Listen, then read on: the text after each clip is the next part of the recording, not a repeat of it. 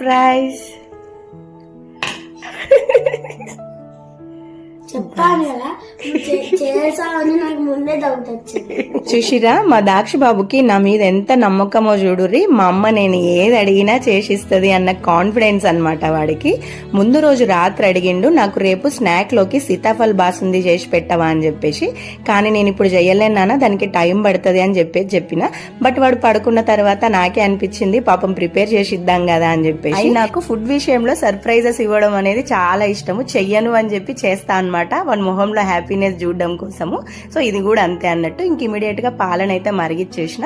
చిక్కటి పాలు తీసుకోవాలి, సగం అయ్యే వరకు మరిగించుకోవాలి. దీంట్లోకి కొద్దిగా ఇలాచీ powder, milk powder, 1 spoon Milkmaid add చేసిన.